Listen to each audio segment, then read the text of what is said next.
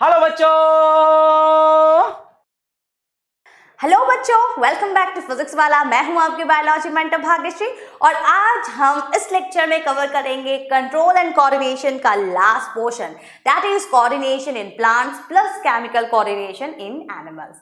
अब देखिए, previous lectures में हमने ये तो देखा था कि एनिमल्स में स्पेशलाइज्ड टिश्यूज होते हैं लाइक आवर न्यूरॉन्स, जो हमारे सिग्नल्स को ट्रांसमिट करते हैं across our different bodies. But plants में किस तरीके के मूवमेंट्स होते हैं? प्लांट्स में ना ही न्यूरॉन्स है, ना ही प्लांट का ब्रेन है, ना ही प्लांट में कोई ऐसी ऑर्गेनाइजेशंस है।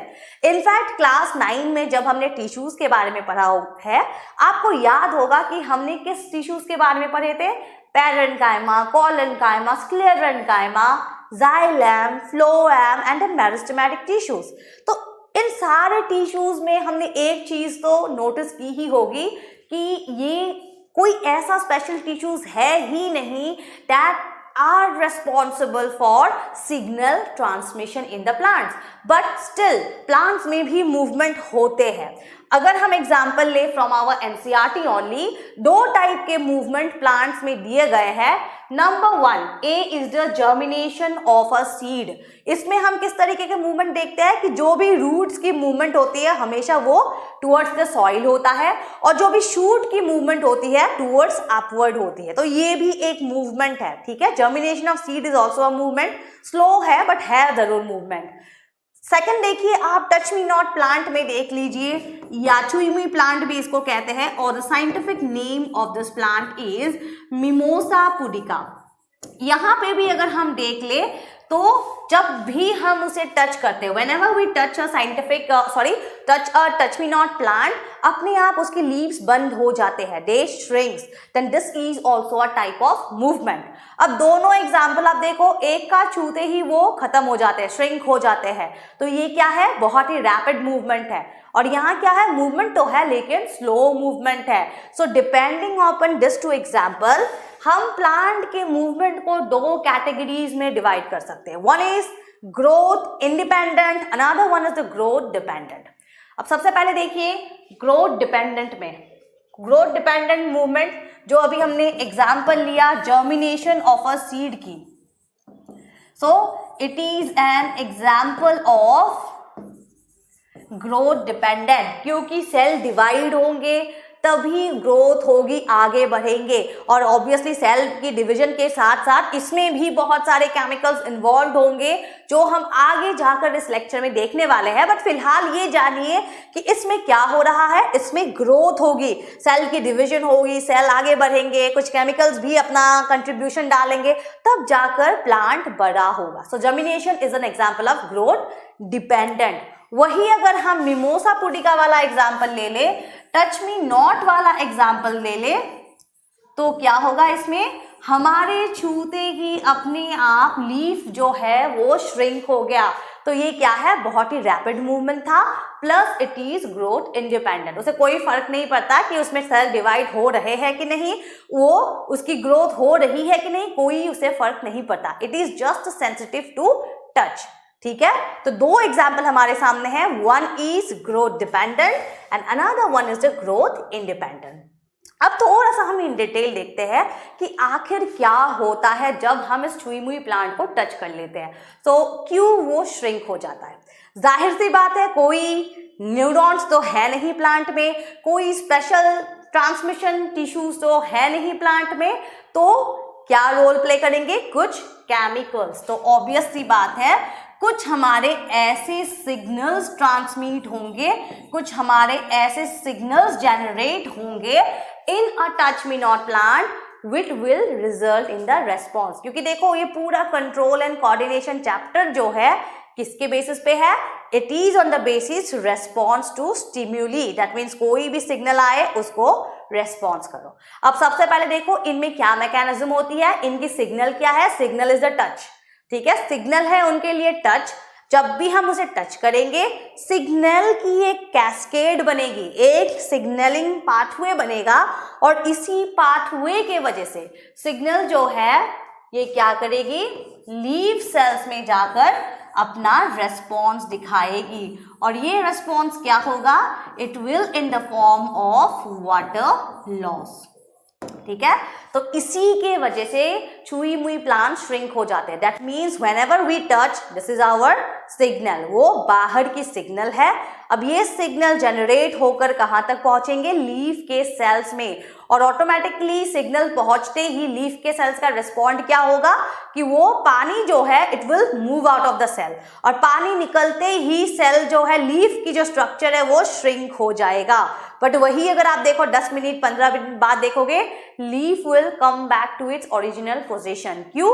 क्योंकि पानी वापस सेल में आ जाएगा तो लीफ दोबारा से खुल जाएगा। तो देखिए न्यूरॉन्स तो नहीं है बट सिग्नल अभी भी यहाँ काम कर रहे हैं, यहाँ अभी भी सिग्नल की ट्रांसडक्शन हो रही है, जिसके वजह से क्या हो रहा है, वाटर लॉस हो रही है। ओके, एंड वाटर लॉस के वजह से ही हमारे जो टच मी नॉट प्लांट है it shrinks and it swells up after some time और it gain back the water, जिसके वजह से अब वो दोबारा अपने ओरिजिनल पोजीशन में आ जाता है। अब वही देखिए ग्रोथ डिपेंडेंट मूवमेंट में अगर और एक एग्जांपल हम देखें, जर्मिनेशन तो हमने देख ही लिया है। One more example is given in our NCERT, that is about tendrils. अब सबसे पहले टेंड्रिल्स होते क्या है? सो किसी भी आप क्रिपर में देख लो, किसी भी आप क्रिपिंग प्लांट में देख लो, इस टाइप के क्रिपर्स होते हैं हमारे, तो उनके स्टार्टिंग पॉइंट में आप देखोगे, पॉइंट टू पॉइंट में आप देखोगे इस तरीके के आपको कुछ स्ट्रक्चर्स दिखते हैं, ठीक है, बहुत ही पतली होती है, इस तरीके के आपको स्ट्रक्चर्स दिखेंगे। So this structures are called tendrils. यहां भी मैंने ये ऐड किया हुआ है। So this is the structure of tendrils. Basically अगर आप देखोगे पंपकिन में टेंड्रिल्स होते हैं, या कोई भी क्रिपर आप देख लो, बिटर गॉर्ड्स वगैरह आप देख लो, तो टेंड्रिल्स होते ही है। और the main function of this tendrils क्या होता है, they are supportive in functions, ठीक है, इनका काम है सपोर्ट बनाना। किस तरीके से, देखो अब क्रिपर जो है उनकी स्टेम कभी स्ट्रांग नहीं होती है, वो कभी भी अपराइट नहीं खड़े हो सकते नॉर्मल ट्रीज एंड प्लांट्स की तरह। तो इसीलिए क्रिपर्स क्या करते हैं, हमेशा दूसरों के बॉडी में वो सपोर्ट लेकर आगे ग्रो करते हैं, आगे बढ़ते हैं। तो ये जो टेंड्रिल्स है, सबसे पहले वो किसी भी सबस्ट्रेट से चिपक जाते हैं, ठीक है, उसके बाद वो क्या करते हैं, अपने आप को उस सपोर्ट से रैप कर लेते हैं and the entire plant will be responsible. और एंटायर प्लांट जो है उसकी जो पूरी स्ट्रेंथ है वो किससे बनती है, टेंड्रिल्स से बनती है। अब देखो टेंड्रिल्स किस तरीके से हमारी ग्रोथ डिपेंडेंट मूवमेंट हुई। Late us assume this is a support, ठीक है, मान लीजिए ये एक सपोर्ट है and this is a tendril. तो टेंड्रिल सबसे पहले इसके कांटेक्ट में आएगा, ठीक है। अब कांटेक्ट में आने के बाद यहां जो पोर्शन है, ठीक है, the portion away from the support, इस पोर्शन में इतनी ज्यादा सेल डिवीजन होगी, इस पोर्शन की ग्रोथ इतनी ज्यादा बढ़ जाएगी कि अपने आप ये जो टेंड्रिल है it will start wrapping around this support, ठीक है। उसके बाद क्या होगा, हमें ऐसा लगेगा कि ये जो पूरा प्लांट है टेंड्रिल्स के जोड़ पर ही अब धीरे धीरे खड़ा हो रहा है। तो just because growth is involve here, but याद रखो ग्रोथ हमेशा टिप में नहीं, हमेशा the portion away from the support, जो पोर्शन टिप से दूर है उस पोर्शन में ग्रोथ होती है, जिससे टेंड्रिल्स क्या करती है, आगे बढ़ जाती है और टेंड्रिल्स अपने आप को रैप कर लेती है around the support. So this is also an example of growth dependent movement in plants. अब वहीं पे अगर आप देखोगे कुछ और भी हमारे ग्रोथ डिपेंडेंट मूवमेंट्स होते हैं which are also called geotropic movement. अब सबसे पहले इंपॉर्टेंट चीज देखिए, ग्रोथ डिपेंडेंट जो मूवमेंट होते हैं वो हमारे थोड़े स्लो मूवमेंट्स होते हैं, ठीक है, तो स्लो मूवमेंट्स होते हैं, प्लस वहां पे कुछ हमारे केमिकल्स भी यूज होते हैं which are called plant hormones और also called plant growth regulators. Plant growth regulators के बारे में हम बाद में देखेंगे, यहां फिलहाल हम देखेंगे कि ट्रॉफिक मूवमेंट क्या होती है। तो सबसे पहले प्लांट्स में there is a type of movement, ठीक है, प्लांट में एक टाइप का स्पेशल मूवमेंट होती है टूवर्ड्स और अवे फ्रॉम अ थिंग, ठीक है,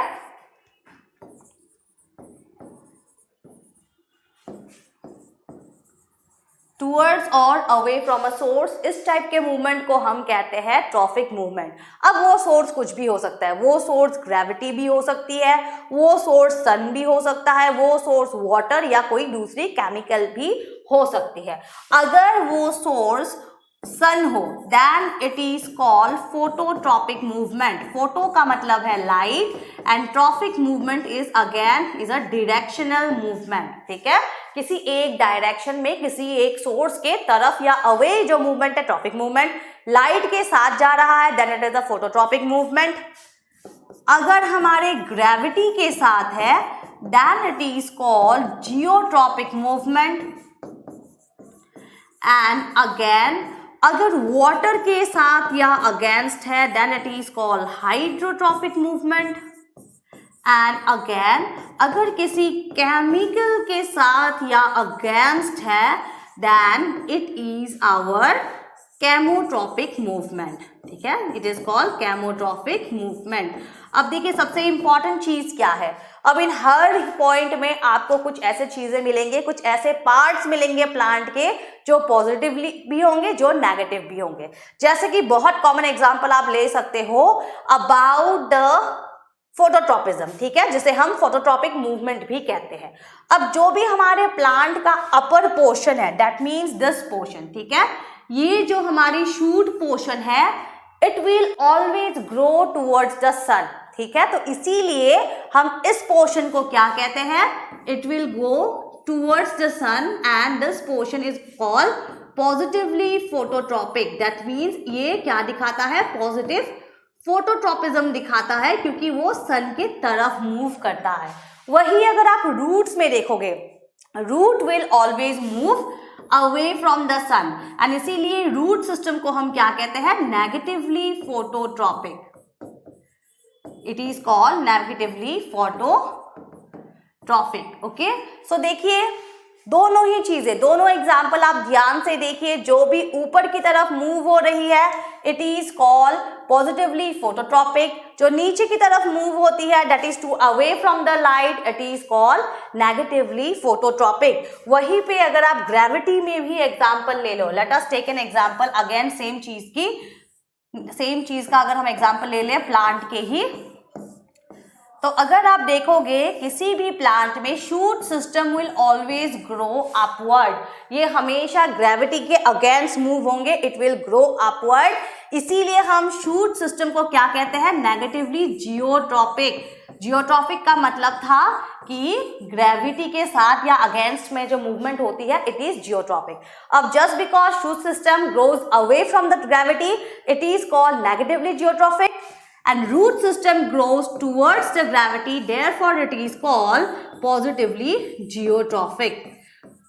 तो वैसे ही अगर कोई भी सिस्टम हो, जैसे कि आप रूट्स में ही देखोगे, रूट्स में ही अगेन आप देख सकते हो root grows towards the water sources. ठीक है, कभी भी आप देखोगे तो हमारे शूट सिस्टम वाटर सोर्सेस की तरफ नहीं ग्रो करेगी, it is the root that will grow towards the water source.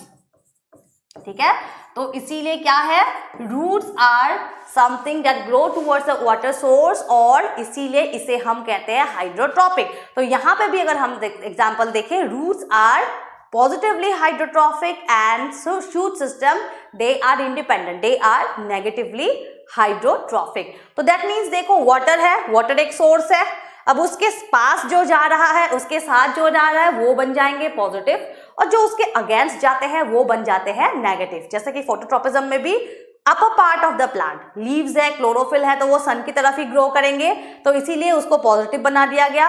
Roots क्या है, रूट्स को कोई फर्क नहीं पड़ता सन है कि नहीं, तो रूट्स हमेशा ऑपोजिट डायरेक्शन में मूव करते हैं, so root become negatively phototropic.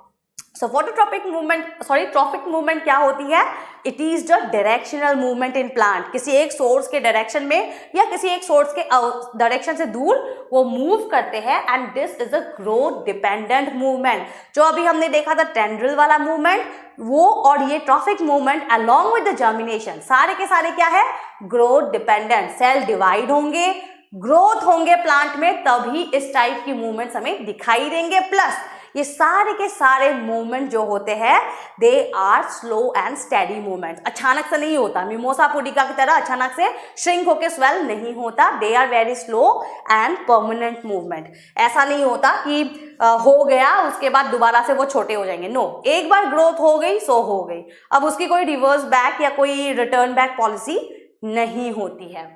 Okay, तो देखिए अभी हमने देख लिया ट्रॉफिक मूवमेंट्स ग्रोथ की वजह से होती है, germination of plants growth dependent movement है, स्लो है, स्टेडी है, प्लस बहुत सारे केमिकल्स इसमें इन्वॉल्व है। तो आज हम यहाँ इस पॉइंट पे देखेंगे कि what are those chemicals, what are those plant hormones. ठीक है, सो उन्हें हम प्लांट हार्मोन्स भी कहते हैं and they are also called plant growth regulators और शॉर्ट में हम इसे बोलते हैं PGRs। अब देखो नेचर में हर चीज बैलेंस है, कहीं अगर बहुत ज्यादा ग्रोथ हो रही है तो कहीं कोई ऐसे सब्सटेंसेस भी है जो उस ग्रोथ को कंट्रोल कर देती है। ठीक है, तो यहाँ जो हम हार्मोन्स पढ़ेंगे वो भी कुछ इस तरीके से ही है। कुछ हार्मोन्स है हमारे जो ग्रोथ करेगी और कुछ हार्मोन्स हमारे ऐसे भी होंगे जो ग्रोथ को एक स्टेज पे रोक देगी, क्योंकि ऐसा नहीं है कि ग्रोथ होता ही जाएगा। तो आप सोचो प्लांट्स तो एटमॉस्फेयर भी क्रॉस कर जाएंगे। तो इसीलिए यहाँ growth promoters and growth inhibitors दोनों ही हमें मिलते हैं। प्रोमोटर्स में हमारे 3 हार्मोन्स होते हैं, that is our auxin, gibberellin and last one is cytokinin. और इनहिबिटर्स में हमारे होते हैं, इनहिबिटर्स का मतलब है कि ये एक स्टेज के बाद ग्रोथ को रोक देती है। It is our ethylene and abscisic acid, और जिसे हम ABA भी लिखते हैं। तो 3 प्रमोटर्स है और 2 हमारे इनहिबिटर्स है।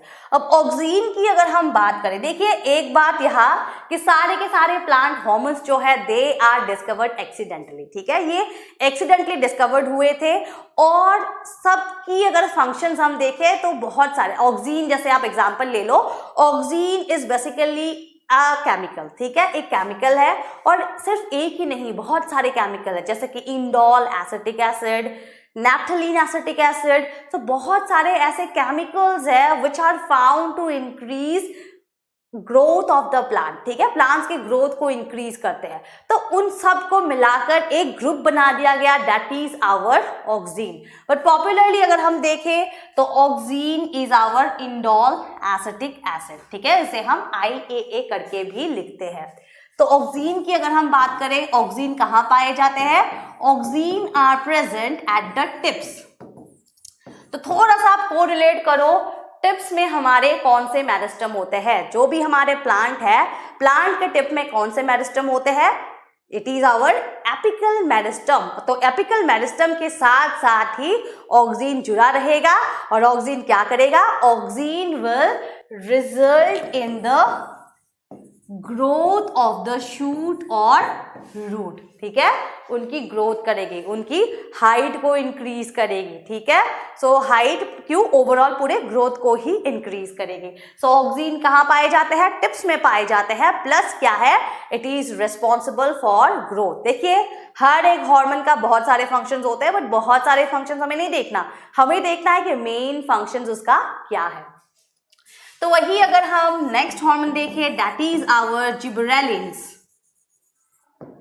Okay, so there's one more point. Auxine is also responsible for apical dominance. अब ये apical dominance क्या है? Apical dominance का मतलब है कि टिप का बहुत ज्यादा बड़े हो जाना। अब आप नॉर्मली सोचो, ऑक्सीन हमारे टिप में पाए जाते हैं किसी भी प्लांट में, तो टिप जब पूरा कंटिन्यू ग्रो करने लगेगा तो साइड के जो ब्रांचेस है वो नहीं ग्रो कर पाएंगे। ठीक है, and this phenomenon is called apical dominance. सिर्फ टिप में ऑक्सीन है तो टिप आगे बढ़ती जाएगी, प्लांट लंबा होता जाएगा, बट साइड ब्रांचेस नहीं ग्रो कर पाएंगे, और ग्रो भी हो जाएंगे तो बहुत ज्यादा अच्छा वो रिजल्ट नहीं आएगा। छोटे छोटे उसमें फ्रूट्स होंगे, छोटे छोटे उसमें बस लीफ वगैरह होगा, तो ओवरऑल प्लांट जो है वीक हो गई। प्लांट बहुत लंबा भी हो जाएंगे तो it will prone to breakage, हवा से वो टूट के गिर जाएगा। तो इसीलिए इस एपिकल डोमिनेंस को रोकना बहुत जरूरी है। किस लिए जरूरी है? क्योंकि अगर हम हॉर्टिकल्चर पॉइंट ऑफ व्यू से देखें तो हमें एक ऐसा प्लांट चाहिए जो बहुत ज्यादा बड़ा भी ना हो, जो बुशी अपीयरेंस में हो, प्लस बहुत सारा फ्रूट्स हो। ठीक है, इकोनॉमिकली हम ऐसा प्लांट ढूंढेंगे और ऐसे प्लांट के लिए एपिकल डोमिनेंस को रोकना बहुत जरूरी है।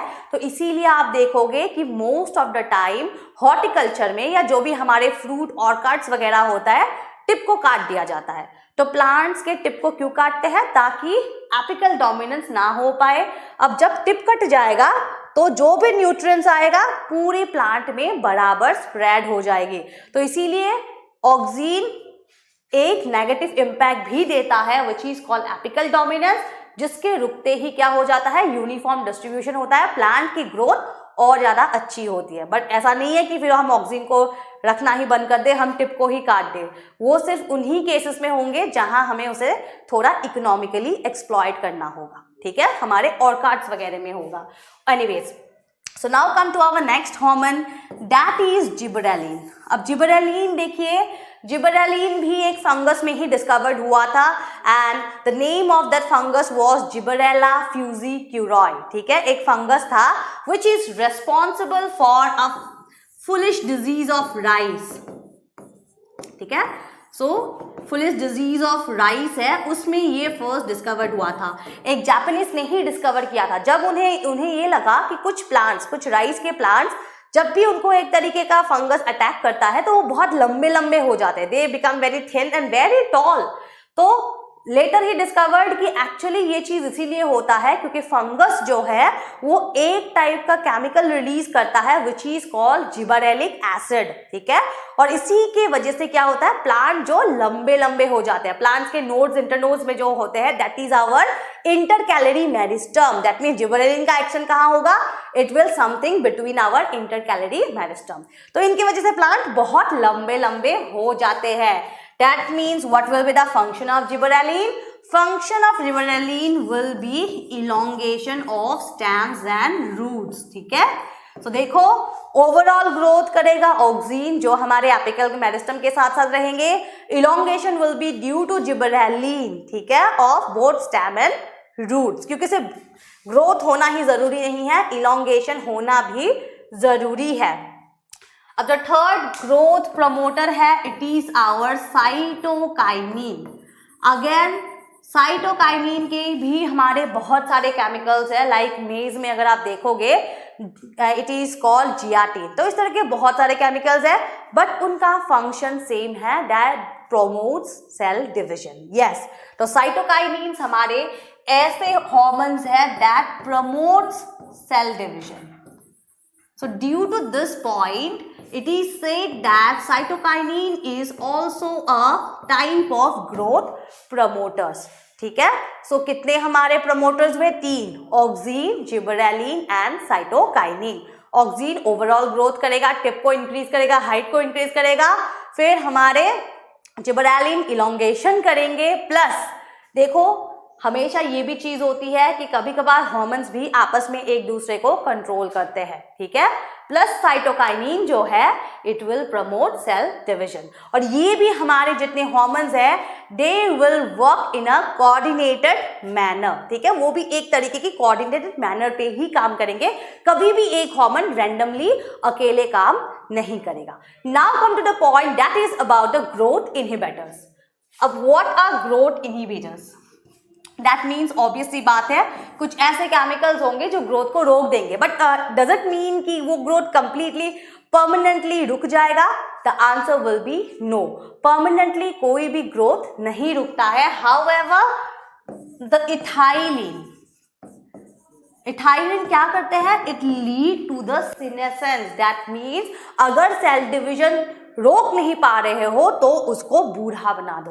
तो इट सिंपली क्या करेगी? It will ripe the fruit और it will lead to the ripening और सीनेसेंस। और सीनेसेंस का मतलब क्या होता है? सीनेसेंस का मतलब होता है बुढ़ापा। दैट मीन जाहिर सी बात है कोई भी लीफ अगर it is mature then it will fall off. कोई भी ऐसा नहीं है कि परमानेंटली हमेशा ट्री से स्टिक रहेंगे, ठीक है। और ये क्यों होता है? It is due to the action of ethylene plus, always remember ethylene is the only plant hormone जो गैसियस इन नेचर है। Yes, so ethylene is the only gas hormone in plant. बाकी अगर हम देखें maximum of them are acidic in nature. हमारी auxin it is acidic in nature, gibberellin is also acidic in nature, तो maximum of them are acidic in nature, but ethylene is the only gas hormone. So our last inhibitor is abscisic acid, जिसे हम कहते हैं ABA also. अब abscisic acid क्या करता है? Abscisic acid एक बैरियर बना देता है। अब उस बैरियर के बनते ही क्या होता है? पानी का सप्लाई बंद हो जाता है, फूड का सप्लाई बंद हो जाता है। तो ऑल ओवर हर कोई चीज जो भी सप्लाई हमारे पूरी प्लांट में बनती है वो बंद हो जाता है। दैट मीन्स एब्सिसिक एसिड क्या करता है? इट फॉर्म्स अ बैरियर, और बैरियर के बनते ही क्या होगा? अपने आप सारी कनेक्टिविटी खत्म हो जाएगी, और इस बैरियर को हम कहते हैं एब्सिसन लेयर। तो दैट मीन्स आप मान लीजिए कि ये एक हमारे कुछ सेल्स है ऑफ द लीफ, ठीक है। लेट अस अज्यूम कि this are some cells of a leaf.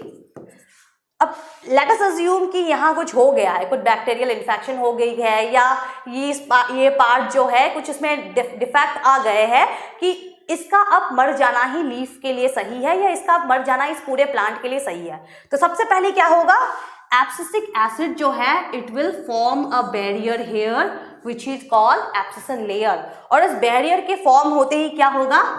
Cell के साथ, इन सेल के साथ कांटेक्ट खत्म हो जाएगी। ना ही इसमें कोई जाइलम पानी देने जाएगा, ना ही कोई फ्लोएम खाने देने जाएगा, या ना ही उसमें कोई किसी भी टाइप की सेल कनेक्टिविटी होगी। अब जब सेल में कनेक्टिविटी ही नहीं रहेगी तो सेल क्या होगा?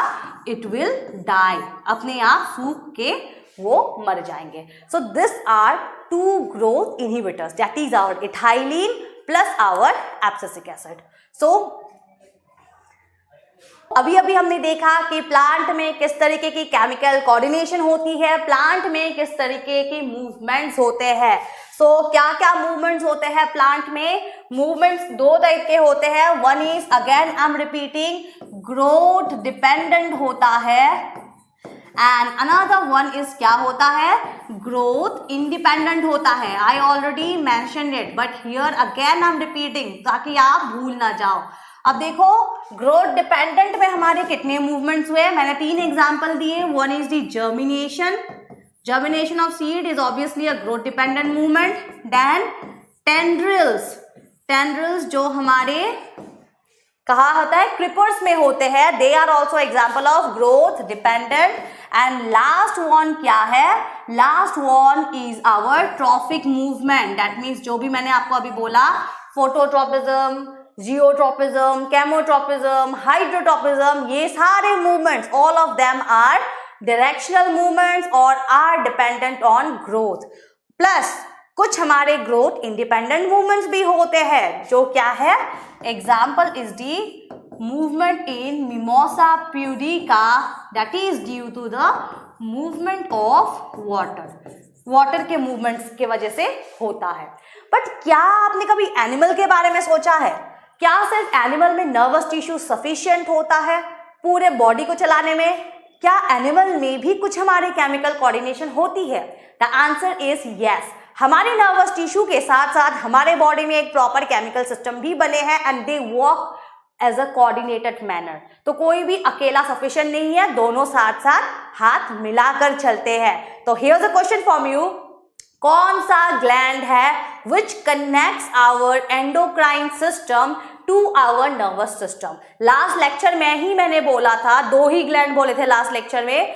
वहां जाओ दोबारा से देखो, फिर मुझे आंसर करो कि कौन सा ग्लैंड है जो एंडोक्राइन सिस्टम को हमारे नर्वस सिस्टम से कनेक्ट करती है। So now come to the chemical coordination. अब जब भी हम एनिमल्स में की बात करें तो देखिए एनिमल के टिश्यूज की स्पेशलाइजेशन भी बहुत ज़्यादा है, there are connective tissues, there are nervous tissues, muscle tissues, epithelial tissues, और उनके अंदर भी पता नहीं कितने ही सारे डिविजन्स हैं, राइट। तो ऑब्वियसली बात है कि प्लांट से एनिमल्स में स्पेशलाइजेशन ज़्यादा है। और जब हम केमिकल्स की बात करें, there are two type of system present in animal. One is our exocrine system and another one is our endocrine system. अब एक्सोक्राइन सिस्टम क्या है? एक्सोक्राइन सिस्टम हमारे कुछ ऐसे ग्लैंड्स है which secrete their substances by ducts, ठीक है। That means ये हमारे कुछ इस तरीके के ग्लैंड्स होते हैं जिनकी सिक्रेशन छोटे छोटे डक्ट्स में, छोटे छोटे पाइप्स में आते हैं। फॉर एग्जाम्पल अगर हम बताए आवर सलाइवरी ग्लैंड, जो हमारे कहाँ पे रिलीज होती है? इन आवर माउथ, ठीक है। सो सलाइवरी ग्लैंड्स हो गया, फिर हमारे स्वेट ग्लैंड्स हो गया या शिबैशियस ग्लैंड्स हो गया, then lacrimal glands that is present in our eyes, हम जो रोते हैं, राइट। तो ये सारे क्या है? ये कुछ ऐसे ग्लैंड्स है जिनकी सिक्रेशन छोटे छोटे डक्ट्स से आती है और डायरेक्टली रिलीज होते हैं। They don't use blood as their medium, इसमें ब्लड की कोई चीज नहीं है। सलाइवा में हमारे ब्लड नहीं होते, राइट। और ना ही हमारे आंखों के आंसू, हम खून के आंसू नहीं रोते हैं, वो बस फिल्मों में होता है। तो ये कुछ ऐसे ग्लैंड्स हैं जिनकी सिक्रेशन डायरेक्टली आते हैं। दे आर प्रेजेंट और they are pass through a ducts, जिसे हम छोटे छोटे ट्यूब्स भी कह सकते हैं। वही अगर हम एंडोक्राइन ग्लैंड्स देखें तो एंडोक्राइन ग्लैंड्स क्या है? They are ductless glands. That means इनमें किसी भी तरीके के डक्ट्स आपको नहीं मिलेंगे, जो भी रिलीज होना है सीधा ब्लड में रिलीज होता है। दैट मीन्स क्या है? इनके कंटेक्स्ट में blood plays a very important role. क्यों? क्योंकि जो भी चीज इन्वॉल्व होना है it will release into our blood. तो दो तरीके के हमारे ग्लैंड्स होते हैं, exocrine which are duct glands and endocrine which are our ductless glands, और जिसकी सिक्रेशन हमारे ब्लड में रिलीज होती है। अब यहां हम सिर्फ डिस्कस करेंगे about our endocrine glands which are our ductless gland. तो एंडोक्राइन की भी अगर हम बात करें तो देखो, there are different endocrine glands present throughout our body. सबसे पहले pineal gland, hypothalamus and pituitary, जो हमारे कहा है it is present around this part of our uppermost part of our body.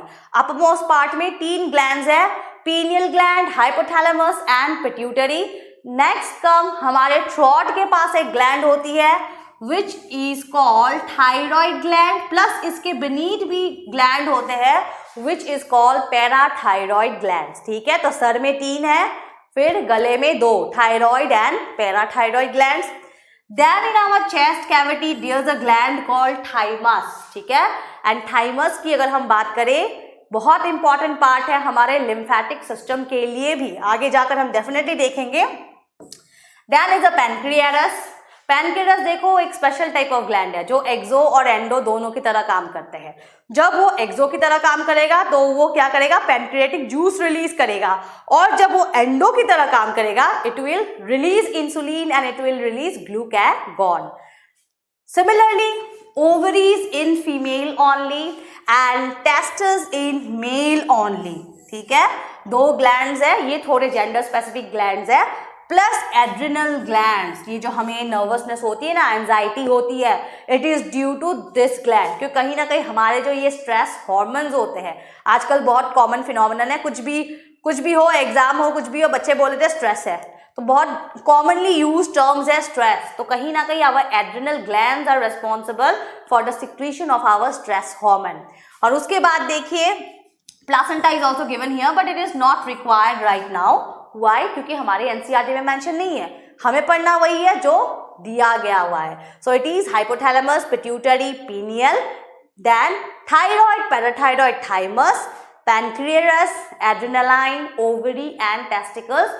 ये 2 चीज हमें ध्यान रखना है कि दे आर जेंडर स्पेसिफिक। अब हम थोड़ा सा इन डिटेल देखेंगे कि what is the function of each one of them. अब पीनियल ग्लैंड की अगर हम बात करें, इट इज प्रेजेंट हियर, इसे हम थर्ड आई भी कहते हैं। जो भी हमारे हिंदुइज्म में बिलीव होता है कि there is a third eye here, spiritual believers जो होते हैं उनको लगता है कि वो थर्ड आई होता है। एंड अगर मेन फंक्शन देखें, it conveys the information about current light and dark cycle. That means सुबह जो होती है, शाम जो होती है, उसकी जो एक फीलिंग है, एक जो स्टेट ऑफ माइंड होती है हमारे सुबह और रात को, it is something related to our pineal gland. Plus pineal gland क्या रिलीज करता है? मेलाटोनिन। और यही मेलाटोनिन जो है it is responsible for our sleep cycle. ठीक है, हमें जो नींद आती है, एक जो हमारी बायोलॉजिकल क्लॉक बनती है, कहीं ना कहीं melatonin plays a very very important role. अब अगर हम बात करें second gland, it is hypothalamus. Hypothalamus किसका पार्ट था? लास्ट लेक्चर से याद करो, it is the part of our fore brain, mid brain, hind brain. कौन सा ब्रेन का पार्ट था? It is a part of our fore brain, diencephalon, अगर आपको याद होगा। एंड यस, अभी थोड़ी देर पहले मैंने एक क्वेश्चन पूछा था कि कौन सा हमारा ग्लैंड है which connects our nervous and our chemical system. It is the hypothalamus.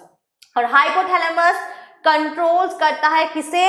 हमारे मास्टर ग्लैंड से क्या क्या सिक्रीट होने वाला है। दैट मीन्स देखो, पिट्यूटरी को मास्टर ग्लैंड बताता है, लेकिन पिट्यूटरी से भी जो रिलीज होंगे, in turn it is controlled by our hypothalamus. तो हाइपोथैलेमस कंट्रोल करते हैं उन हॉर्मोन्स को जो एंटेरियर पिट्यूटरी से रिलीज होते हैं। And next is our pituitary gland, जिसे हम मास्टर ग्लैंड भी कहते हैं। इन दोनों ग्लैंड के बारे में ऑलरेडी मैं बोल चुकी हूँ लास्ट प्रीवियस लेक्चर में। Again I am repeating here कि इसे मास्टर ग्लैंड क्यों कहते हैं? क्योंकि it controls all other endocrine system और endocrine glands in our body. Pituitary से रिलीज होते हैं अलग अलग तरीके के हमारे केमिकल्स या हमारे हॉर्मोन्स जो हमारे बॉडी के अलग अलग ग्लैंड्स को कंट्रोल करते हैं। जैसे कि again I am repeating THS, that is thyroid stimulating hormone. तो ये क्या करेंगे? स्टिमुलेटिंग, दैट मीन्स ये थायराइड ग्लैंड को जगाएंगे ताकि थायराइड ग्लैंड प्रोड्यूस करे थायरॉक्सिन हार्मोन। और ये हार्मोन क्या करेंगे? ये हार्मोन जाकर फैट मेटाबॉलिज्म करेगी। Similarly FSH, that is follicle stimulating hormone, LH luteinizing hormone will be responsible for the secretion of estrogen and progesterone in female। and इसके वजह से क्या होगा? इसके वजह से हमारे फीमेल में सेकेंडरी सेक्सुअल कैरेक्टर्स की डेवलपमेंट होगी, मेंस्ट्रुअल साइकिल की एक पूरी प्रॉपर साइकिल बनेगी। So all of this, female की जो सेकेंडरी सेक्सुअल कैरेक्टर्स होते हैं, they are dependent on this two hormones and indirectly on these two hormones which is secreted by our pituitary gland। तो देखिए, सिमिलरली ग्रोथ हार्मोन, हम में जो growth भी होते हैं, कोई इंसान होता है बहुत लंबा हो जाता है, प्रॉपर उसकी ग्रोथ होती है, कोई थोड़ा ड्वार्फ होता है, तो ये क्यों होता है? Due to the level of the growth hormone again which is secreted by our pituitary gland. तो इसको इसीलिए मास्टर ग्लैंड बताया गया है क्योंकि ये ऐसे केमिकल रिलीज करता है जो दूसरे ग्लैंड्स को कंट्रोल करते हैं। ओके, सो अब आते हैं towards our next gland, that is thyroid and parathyroid gland. दोनों ही हमारे थ्रोट के पास ही प्रेजेंट है। थायराइड ग्लैंड्स की अगर हम बात करें, it releases a hormone called thyroxine and this is responsible for fat metabolism in our body. और देखिए, थायरॉक्सिन को बनने के लिए आयोडीन बहुत जरूरी है, इसीलिए कहा जाता है आयोडाइज सॉल्ट खाना चाहिए। अब देखिए, आयोडीन की डेफिशिएंसी से कौन सी बीमारी होती है? It is goitre, that means यहाँ स्वेल हो जाती है, स्वेलिंग हो जाती है। तो कहीं ना कहीं देखिए चीजें रिलेटेड है। सो आयोडीन जो है it is essential for the formation of thyroxine, जो इंटर्न क्या करेगा? फैट मेटाबॉलिज्म करेंगे। आपने सुना होगा there is a disease called hypothyroidism, right? And there is a disease called hyperthyroidism. तो हाइपो और हाइपर में क्या होता है? जब भी किसी इंसान में थायरॉक्सिन की सिक्रेशन कम हो जाएगी तो लोग क्या होंगे? मोटे हो जाएंगे, फैट उनमें एक्यूमुलेट हो जाएगा क्योंकि फैट प्रॉपर्ली मेटाबोलाइज नहीं हो पाएगा। दिस इज कॉल्ड हाइपोथायरॉयडिज्म, जिसमें लोग मोटे हो जाते हैं। वही हाइपर में क्या होता है? इतना ज्यादा रिलीज होता है कि बॉडी में फैट रह ही नहीं पाता, जिसकी वजह से लोग बहुत ही पतले हो जाते हैं। तो देखिए, deficiency of this hormones have a very dangerous impact in our life. और ये क्यों होता है? Due to our improper life cycle. तो ये जो हार्मोन इम्बैलेंसेस होते हैं वो इनप्रॉपर लाइफ साइकिल के वजह से ही होता है। Now come back to our next gland, that is our parathyroid gland. अब ये जो क्या है, this are the gland that is present beneath the thyroid gland. But ये भी बहुत इंपॉर्टेंट है क्योंकि हमारे बॉडी में जो कैल्शियम की अपटेक है, कैल्शियम की रेगुलेशन है, it is controlled by this parathyroid glands. ठीक है, सो बहुत ज्यादा इंपॉर्टेंट फंक्शंस है पैराथायरॉइड ग्लैंड्स की, क्योंकि हम दूध पी रहे हैं, हमें कैल्शियम मिल रहा है, तब भी वो बॉडी नहीं यूज कर पाएंगे अगर इनकी प्रॉपर फंक्शनिंग ना हो। So come back to the next gland, that is thymus। अब thymus रिलीज करते हैं कुछ hormones like thymulin, thymopoietin, and ये जो hormones है they are essential for the differentiation of T cells। अब ये T cells क्या है? T cells are some specialized cells जो क्या करते हैं, हमारे बॉडी में डिफेंस सिस्टम बनाते हैं, हमारे इम्यून सिस्टम बनाती है। ठीक है, अगर आपको WBC का लिम्फोसाइड याद है तो आप ये मान लो कि लिम्फोसाइड का ही ये एक अलग चेहरा है। ठीक है, तो ये क्या करते हैं, they help in the defence system of our body. Plus जब भी लोग थोड़े बूढ़े हो जाते हैं उनमें थाइमस ग्लैंड धीरे धीरे श्रिंक हो जाता है, जिसके वजह से ये भी कहा जाता है कि बुढ़ापे के साथ साथ इम्यूनिटी लोगों में कम होने लगती है। क्यों? क्योंकि थाइमस ग्लैंड जो है वो धीरे धीरे श्रिंक होने लगता है। Now pancreas, again I am repeating, pancreas एक ऐसा ग्लैंड है which act as a both endocrine and exocrine gland. Exocrine कब बनेगा? जब वो पैनक्रियाटिक जूस डालेगा। कहाँ डालेंगे? In small intestine. एंडोक्राइन की तरह जब वो काम करेगा, इट विल रिलीज इंसुलिन जो उसके बीटा सेल से रिलीज होते हैं, and it will release glucagon जो उसके अल्फा सेल से रिलीज होते हैं, and both of them are responsible for sugar metabolism और मेंटेनेंस और regulation of sugar in our body. ठीक है, जब ग्लूकोज ब्लड में बहुत ज्यादा होगा, इंसुलिन रिलीज होगी टू कंट्रोल दैट ग्लूकोज। जब ग्लूकोज बहुत ही कम होगी, ग्लूकागॉन रिलीज होगी to maintain the level to up to the optimum. तो देखो, बहुत ज्यादा और कम होना भी गलत है। और देयर इज अ डिजीज, ठीक है, जब इंसुलिन की प्रोडक्शन खत्म हो जाती है, इरेगुलर हो जाती है, लोगों में एक डिजीज होती है which is very very common nowadays, and it is our diabetes. ठीक है, डायबिटीज हो जाती है इसकी इरेगुलर फंक्शनिंग के वजह से।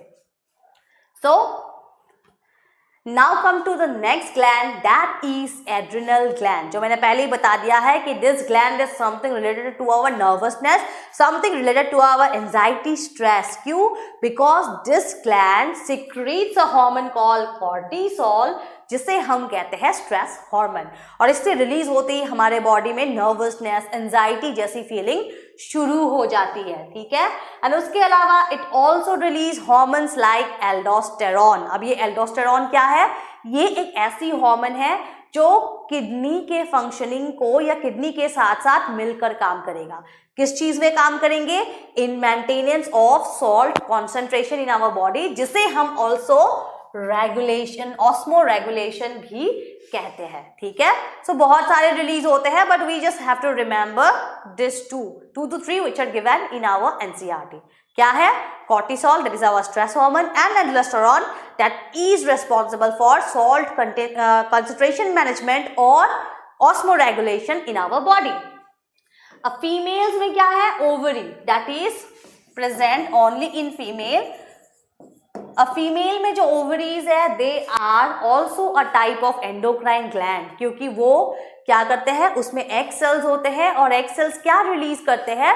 2 types of hormones, estrogen and progesterone, and these 2 hormones are responsible for secondary sexual characters in female. ठीक है, जैसे कि development of pubic hairs, development of breast और मेमोरी ग्लैंड्स। तो इस टाइप के जितने भी हमारे सेकेंडरी सेक्सुअल कैरेक्टर्स होती है फीमेल्स में, plus the starting of the menstrual cycle, all of them are responsible और all of them are maintained by this 2 hormone.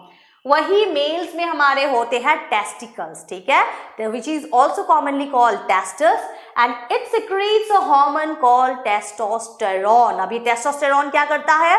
Testosterone is also responsible for secondary sexual characters in male, जैसे कि again development of pubic hairs, voice का change होना, plus development of hairs at different locations like chest, किसी किसी के back में भी होता है। तो जितने भी मेल सेकेंडरी सेक्सुअल कैरेक्टर्स है, all of them are responsible or all of them are usually due to the release of this hormone which is called testosterone. In fact ये जो mustache वगैरह आते हैं it is also due to the this hormones only. तो ये थे हमारे कुछ endocrine glands और उनके different secretions. I just hope you like the video. Thank you.